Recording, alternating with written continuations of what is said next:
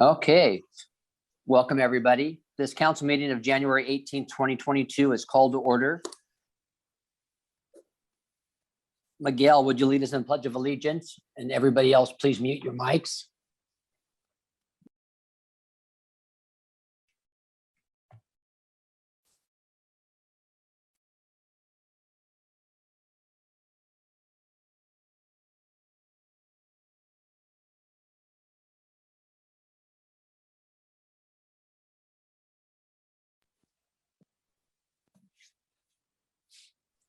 Miguel, you had your mic muted. Do we want to do this again or are we okay? No, I think we're okay, Mr. Mayor. Okay.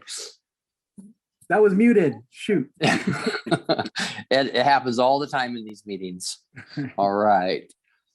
Okay, Donna, will you do a roll call, please? Yes, I will. Councilmember Sherman.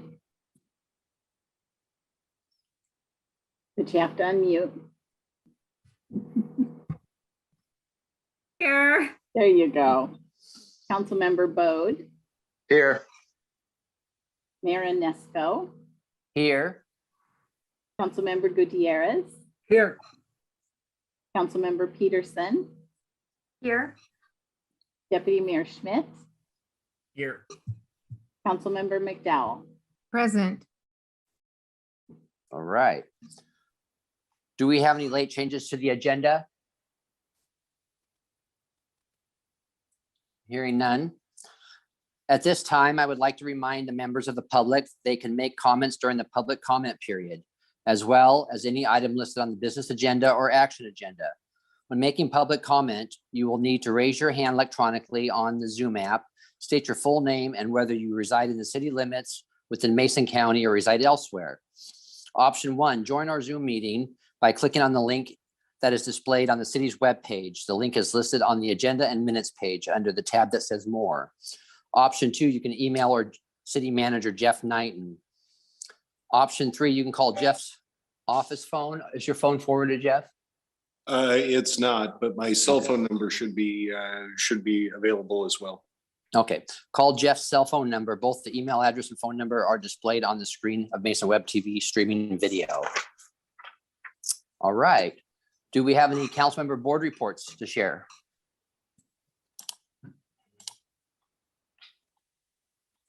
I unofficially attended the transit board today, but that's all I have to say. Anybody else? I had my left board meeting the other morning. It consists of about 4 minutes of business and then we're done. So we've been doing over phone during this COVID issues. So anyway, I attended that. Great. Anyone else? All right. Has everyone had a chance to read the consent agenda? Is there a motion to approve the consent agenda as published? I move to accept the consent agenda as published.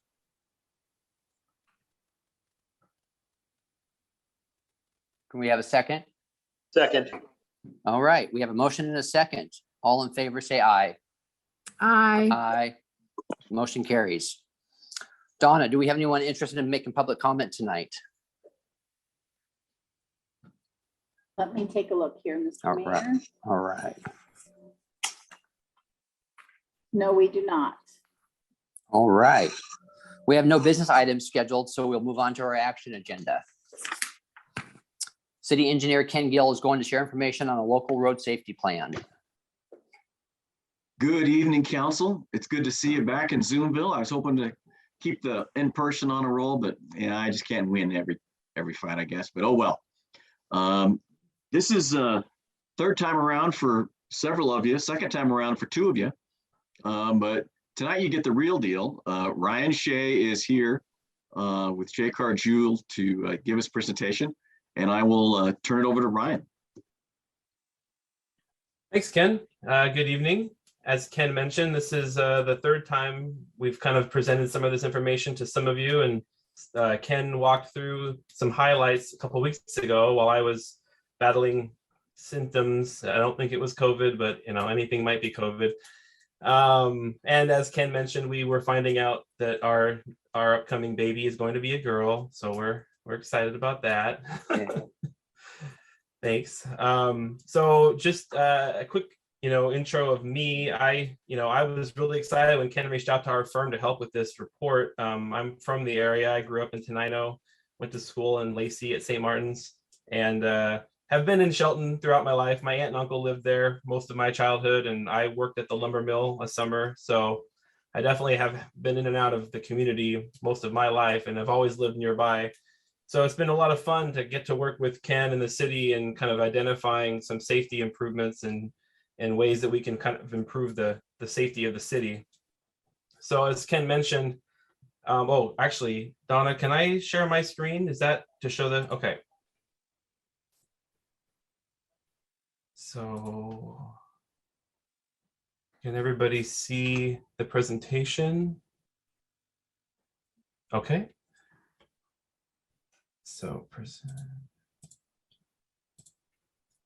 this is largely the same slideshow that we presented last year and then again 2 weeks ago. And my intention is to kind of just hit the highlights here. But by all means, I can stop and add detail as appropriate. So what we have worked on is preparing what's called a local road safety plan. And at its core, it is a data-driven analysis of existing safety data that then allows the jurisdiction to make informed decisions about what the overlying safety problems in the community are, and then make recommendations on how to address those specific issues. And then this document is great to inform the city on projects that will help make meaningful change to safety, but it's also really critical for being well positioned and competitive for safety funding, which is a huge asset for any community, and especially communities that have to stretch every dollar. So it's been really a focus of ours to get this plan strong and competitive and ready for the impending grant application deadline, which is in early March. One of the core elements of the local road safety plan is to focus really on not all the crashes within a jurisdiction, but the fatal crashes and the serious injury crashes, which collectively are considered the ones that result in the highest threat to human life. And beyond even the fatal and serious injury crashes, WSDOT is especially focused on what they call systemic problems. So the idea behind this plan is to really focus on the crashes that did happen, what themes can we pull from those crashes and what commonalities exist, and then let's look for other areas in the city that have those same core elements, and then we can identify solutions beyond where the known crashes have happened and try to get in front of future crashes in similar locations. And so that overall approach drove all the analysis that we did. But there is room in these plans for spot improvements, and as we'll talk about in a little bit, we definitely solicited input from the community and the staff and you at the council to figure out some specific locations that might also be worth including, and the plan kind of has both elements covered. So this is a map that shows the last 5 years of crash data in the city. The red spots indicate areas of higher density of crashes, and as you would expect, these crashes largely fall where the volume is highest. Across the city, there were 16 fatal and serious injury crashes, 2 of which were fatal and 14 which were serious injury. And then skipping kind of along a few slides, this what we learned right away, this is a map that shows the 16 that are fatal and serious, kind of where they occurred. And right away, what stood out to us was that of the 16 fatal and serious injury crashes, 10 of them involved a pedestrian or a bicyclist, which is those are at-risk users of the roadway. They're a lot more vulnerable, but still, this was a startling percentage of the overall crashes and quickly became a focus of the continued evaluation. So what we went through and we identified globally what were the common risk factors among the serious fatal crashes. And ultimately, we found that not only was ped bike one of the main factors, it really was the only common factor amongst these crashes.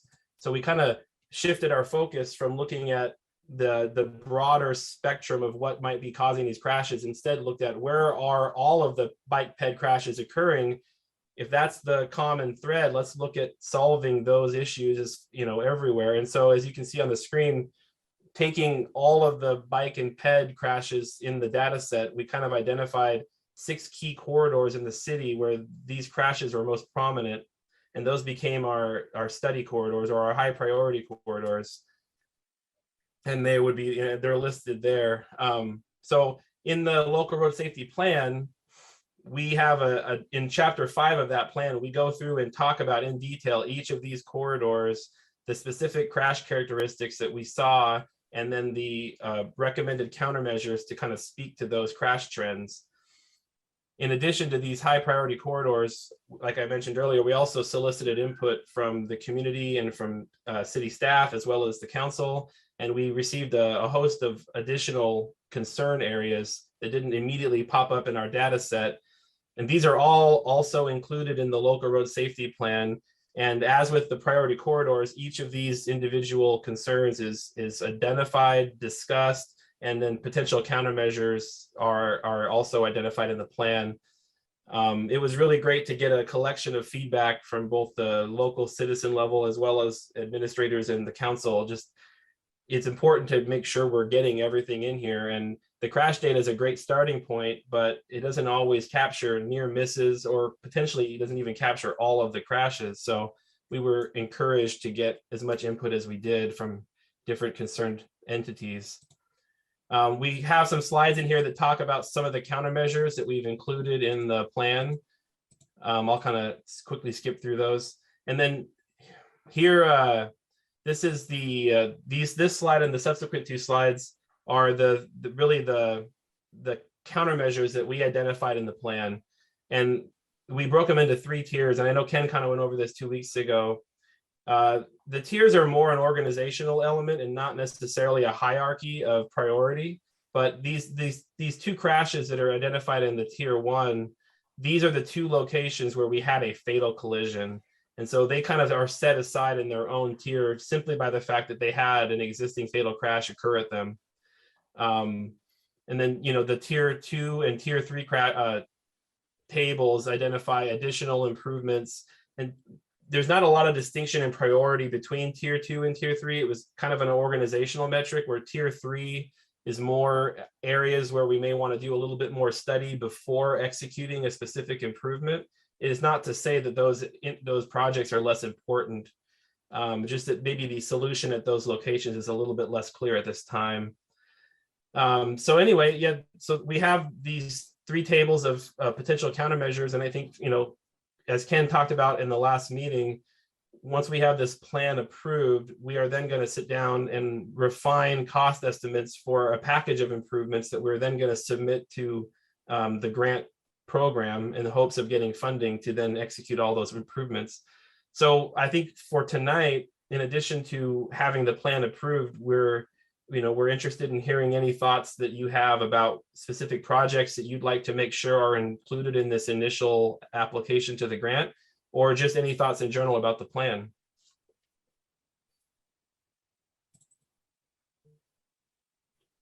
And with that, I guess I would kick it back to if there's any questions or comments or feedback related to the plan itself, or the projects that we would look to advance as we make our application to the grant funding. Oh, go ahead. I see that Joe has a hand up.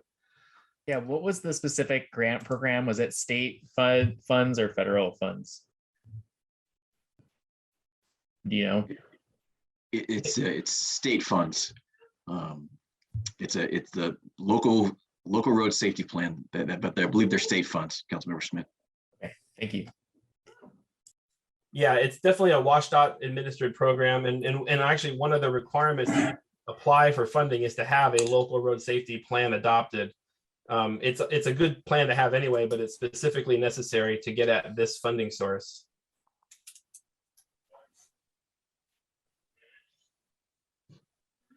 Any other questions?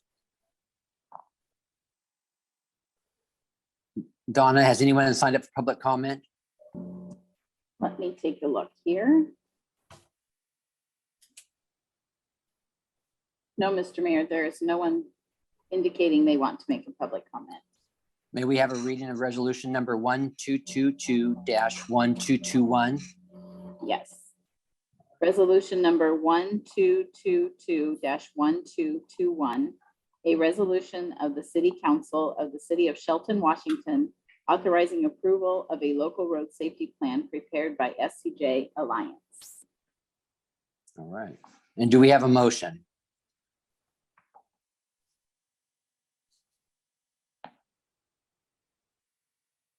Can we get a motion? I move to adopt resolution number 1222-1221 and the local roads safety plan. Second. All right. Does anybody have any questions or comments? I do. Okay. Is this, these projects all gonna be lump summed into one grant, or are they gonna be split apart? Ken, do you want to take that? Sure. The question I heard was, are we going to apply for everything or are we going to do things separately? And the grant is set up so that you can apply for system-wide. So a bunch of the same features all around the city. For example, the flashing beacons example that I talked about last time, putting flashing beacons all at various locations. Or they have spot locations. The project that was brought up last time by Councilmember Schmidt was, potential studying for a roundabout at First and Railroad. So it's really up to you guys. What I'm recommending is a kind of a suite of projects that recognizes the crash data, the input we took from the school district, and then the input that we took from our residents and from you guys. Try to attempt to capture and show that we listen to our participants in the plan. Does that answer your question? It did. Thank you, Ken. Do we have any other questions or comments? No? We have a motion and a second to adopt resolution number 1222-1221 and the local road safety plan as presented. All in favor, say aye. Aye. Aye. Opposed? Motion carries. All right, the next item is council committee assignment. City Manager Jeff Knighton will share information on the assignment process. Exciting stuff.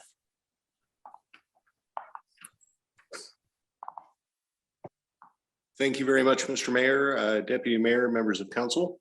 Tonight, we have consideration of the council committee assignments. I heard from members of the city council about what assignments they'd either like to retain or which ones they would like to keep. And late last week, I emailed council an updated list with council committee assignments filled in, and we tried to make sure that we could meet all the scheduling requirements for each council member, what their preferences were or are to be included. As you'll see from the one I emailed to you late last week, for the Economic Development Council, we have Deputy Mayor Schmidt. We have a new committee this year that was put in place, recommended as a best practice for our investments, for city investments with across all of our funds. The Investment Advisory Committee, that's new for 2022. That will probably meet on a quarterly schedule, but it will be up to the members of that committee at the first meeting. The members are myself, the finance director, and two members of council. Or excuse me, one member of council and one alternate. So that one currently doesn't have anybody filled in. So I'd like a recommendation for that tonight if we could get that. And then for the LTAC, the Lodging Tax Advisory Committee, that's traditionally held by the mayor, and Mayor Inesco is scheduled there. Councilmember Sherman is scheduled for the Mason County Criminal Justice Working Team, and Deputy Mayor Schmidt for MACECOM, the Legislative and Governing Board. The next one down there is the Emergency Food and Shelter Committee. Unfortunately, that committee has not met and isn't active. So we're striking that from the list, but we are going to have the duties taken over by the Emergency Planning Committee. And that is something that all of you are a part of. the entire council is a part of that. Councilmember Gutierrez, did you have a question? You're muted. You're You're muted. muted, council member. I wanted to volunteer to take up that committee and make it active again, if that's okay. Sure, we can fill you in there. Let's see. Are we talking about the one that we were going to strike or the emergency planning committee? The one that we're going to strike, I thought it was something that we actually still need. Okay.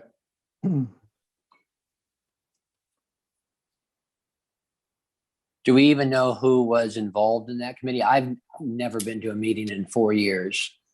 Yeah, that we don't, but we can certainly start it from scratch at this point.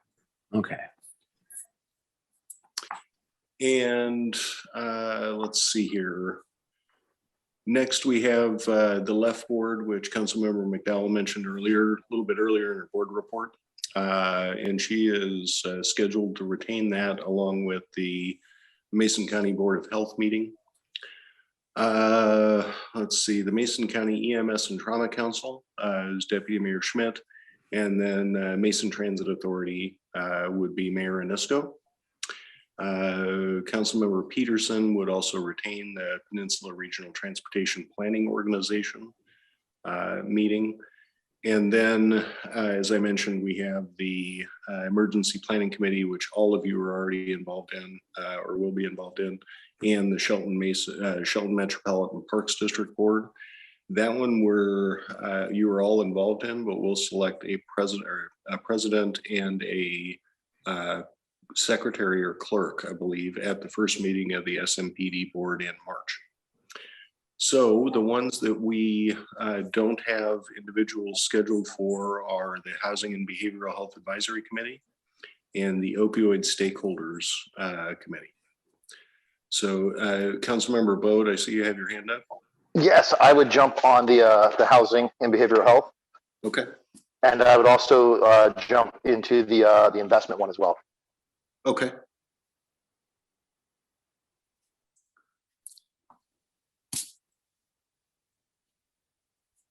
Sorry, I'm writing slow here.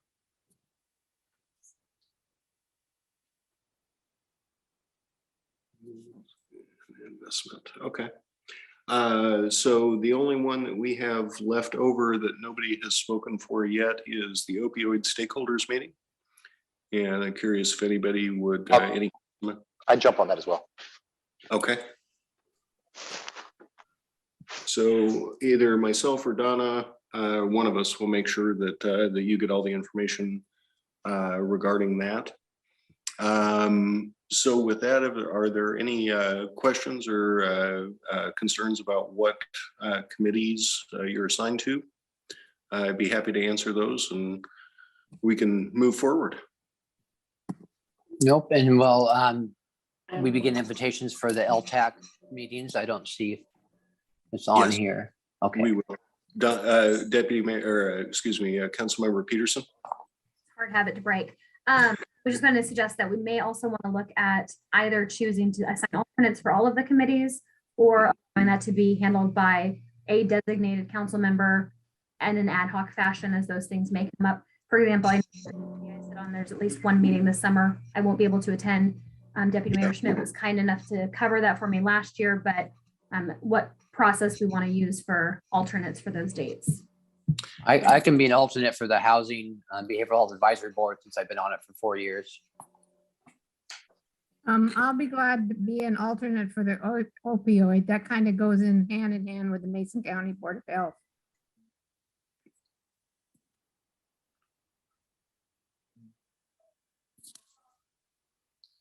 Okay, and Deputy Mayor Schmidt was previously alternate to the Peninsula Regional Transportation Organization. Is that something that you'd like to continue? Yeah, I'm happy to fill in where needed, but I know we also have a couple council members I don't believe that are assigned to a committee. So I would like to give a fair opportunity to share some of that with the others. I think we do now have council members assigned to all every council member is at least on one committee, so that's Yeah. good. Yeah, and I was thinking that the outside committees such as Peninsula Regional Transportation Organization, Mason Transit, those ought to have alternates. So is there anyone interested in being an alternate to the Mason Transit Authority? I can take that if someone else wishes to. Okay, was that Councilmember Peterson?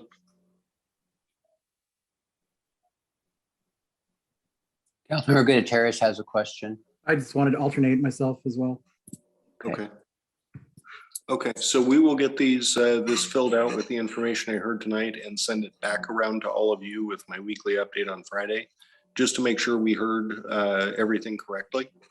And get your thumbs up on the final version of this.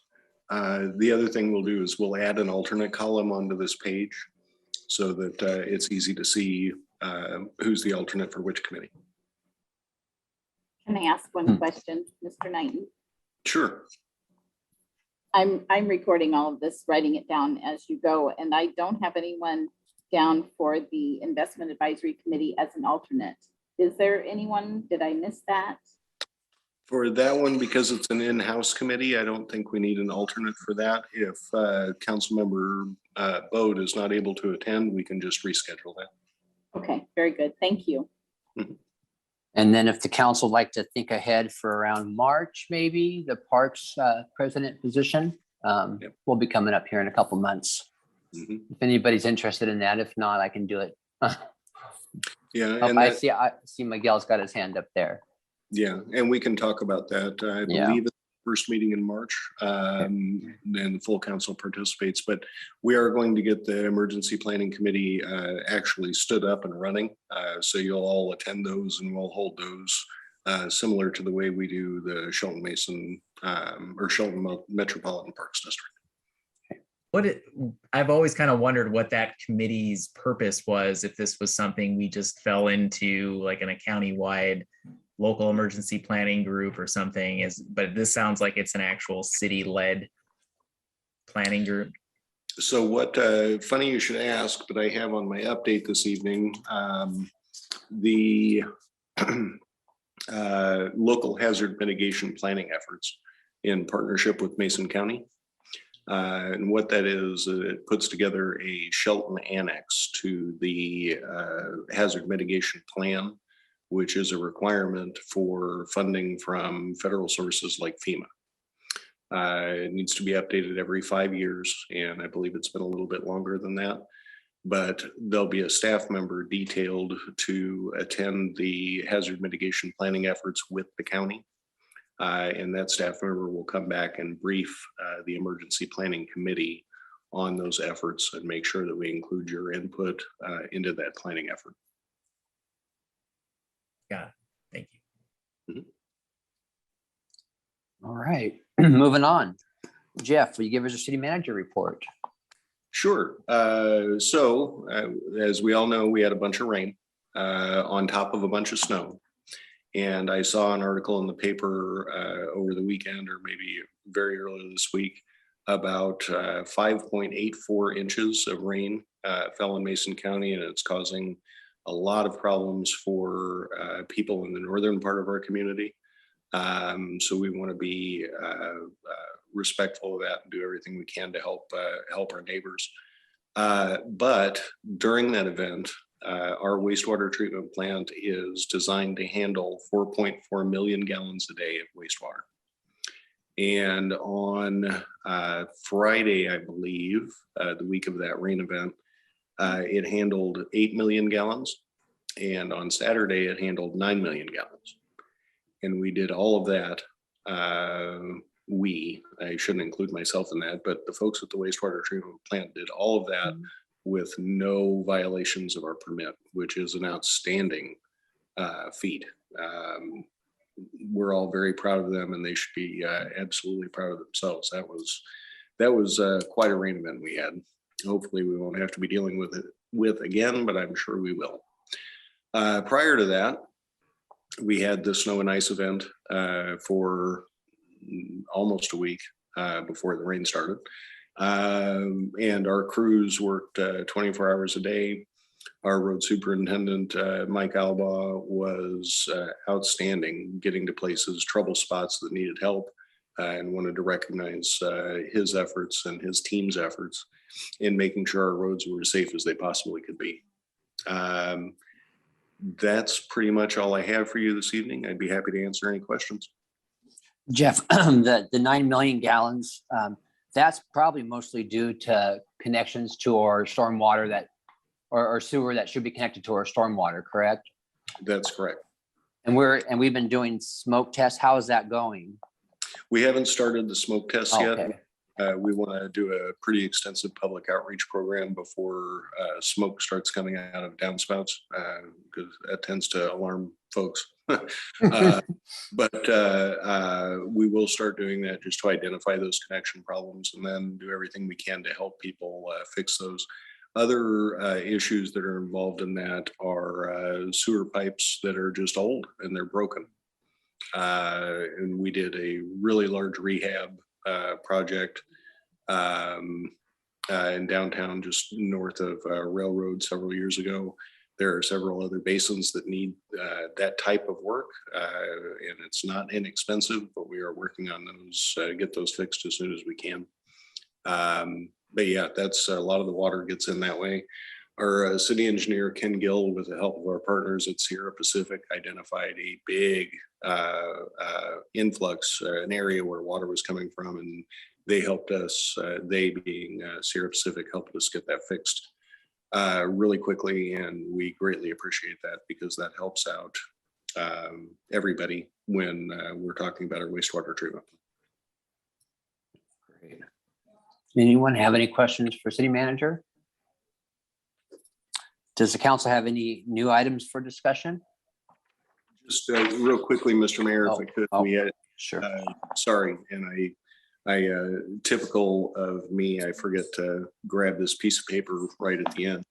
But we do have the upcoming looking ahead next Tuesday. Next Tuesday, we'll be talking about the downtown street trees. We have the arborist report that I will make sure you get before that study session. We have the leadership breakfast with our county and port partners coming up. And then at your next meeting, we will have the design contracts for the safe routes to school and for Brockdale. And then a resolution updating our master fee schedule with some of the new items that we have being added. And then finally on your action agenda, because there was no business agenda tonight, the only thing that's there is the agreement with our customer service bargaining partners. So that that's what's coming up, and make sure to get that published and get that information out to the community so they can have input if they would like to. Cool.